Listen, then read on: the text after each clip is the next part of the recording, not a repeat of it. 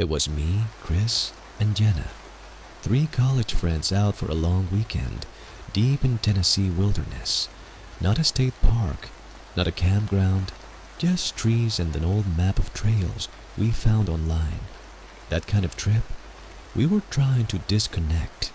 No phones, no social media, no nothing. We left a note with my roommate, telling him exactly where we were headed, just in case. I remember joking, if we die out here, tell my mom I didn't scream. We hiked in 5 miles the first day and set up camp near a wide clearing. The trees were tall and thin, so we had a decent view through the forest. We cooked ramen over a fire and talked until the stars came out. That's when Chris said something weird. "Hey, was that tree always there?" He pointed, maybe 50 feet away. At first I didn't see what he meant. Then I noticed it. This tall, narrow shape, blacker than the rest of the woods. No branches, no leaves, just tall. Jenna laughed. Probably just a shadow. We all figured it was nothing. Maybe a burned out tree or a lightning strike trunk, but it looked strange, like it didn't belong. Next morning, it was gone. We walked out to where it had been and found nothing. No tree, no stump, not even a mark on the ground. The grass wasn't even disturbed. That night, we saw it again. Closer. This time maybe 30 feet from the fire. It just stood there, dark and tall, not moving. I could have sworn it had gotten taller too, like 8 or 9 feet tall. Chris grabbed a flashlight and shined it at it, but the beam seemed to pass through it, like it wasn't really solid. It didn't cast a shadow either. We didn't sleep that night. We rotated watches, kept the fire going, but sometime around 3 a.m., we all must have dozed off, because when I woke up, the fire was low and the thing was now in the camp. It stood maybe 10 feet away, next to Jenna's tent. It didn't move. It didn't make a sound, but I could feel something coming off it, like pressure in my chest, like the air was wrong. Then it turned. It didn't move its legs or shift. It just rotated like a glitch in a video game, slowly facing me. I screamed.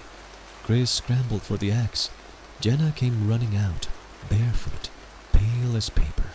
When we looked again, it was gone. The next morning, we packed everything and left. No one argued. We didn't speak much on the hike back. A week later, Chris texted me, "You ever dream about it?" I hadn't. Until then. Now I see it every so often, just standing in the woods, in my dreams, watching, waiting. I was 19 when it happened, young, stupid, and craving solitude. I'd just gotten out of a rough relationship and wanted to unplug for a few days. I loaded up my pack and drove out to the Olympic National Forest in Washington. Not a campsite, not even a designated trail. I bushwhacked about 8 miles into the forest, following a stream until I found a small flat patch of land near some mossy boulders and fallen logs.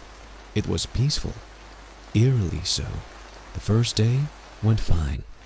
I pitched my small one-man tent, filtered water, cooked some rice and tuna, and fell asleep with the sound of the stream nearby.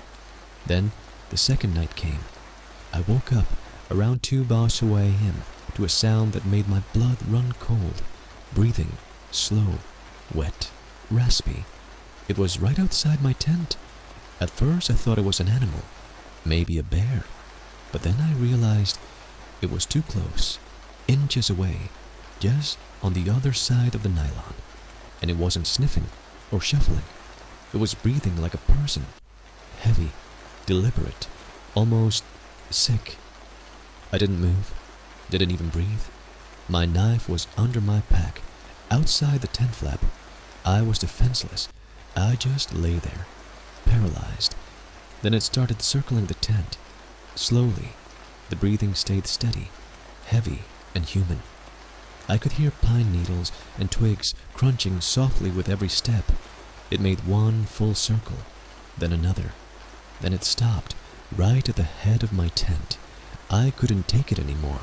I shouted, "Hey, who's there?" Silence. Then came the dragging sound, like something heavy being pulled through the forest floor. I don't know what it was, but it was loud, scraping, and unnatural. It faded away slowly into the distance. Then all was quiet again. I didn't sleep the rest of the night.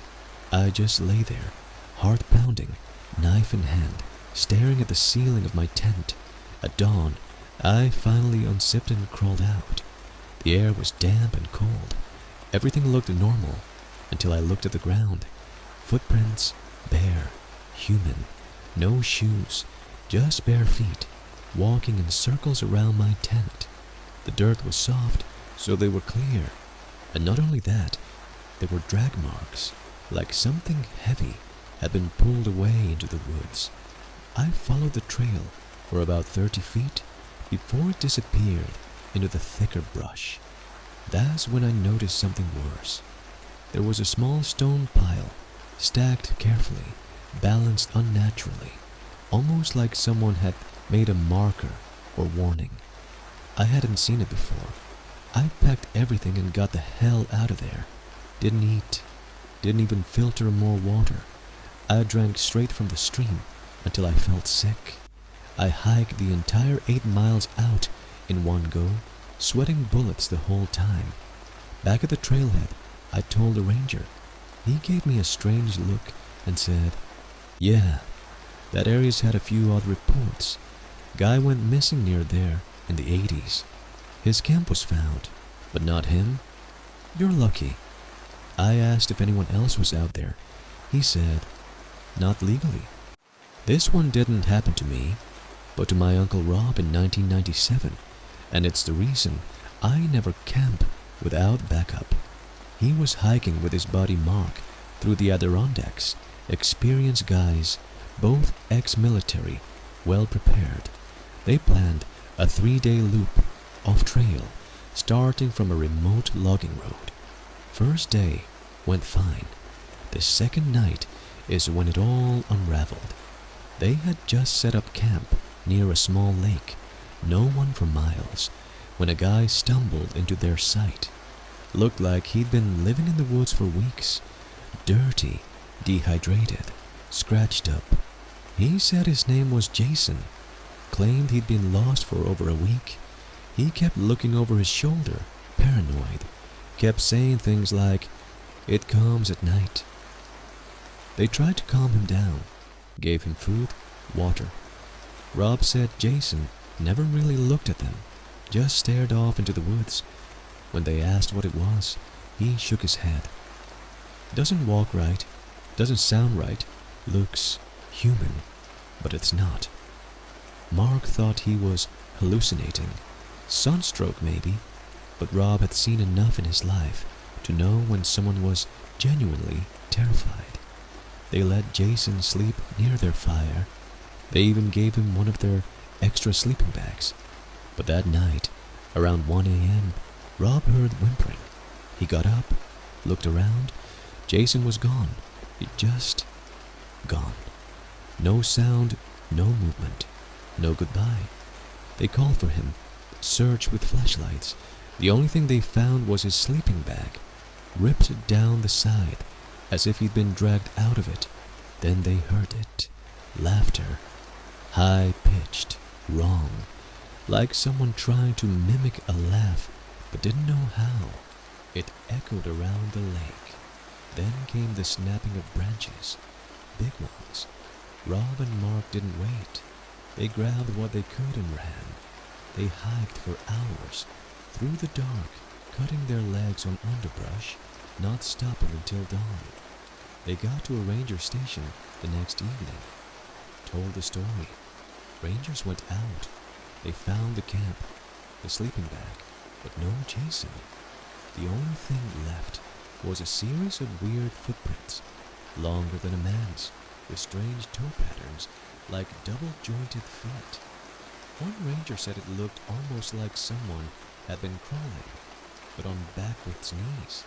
They never found Jason. Every year on the anniversary, My uncle gets quiet, won't talk about it. The last time I brought it up, he just said, there are places in the woods that don't belong to us. If something's out there pretending to be human, it's not doing it for fun.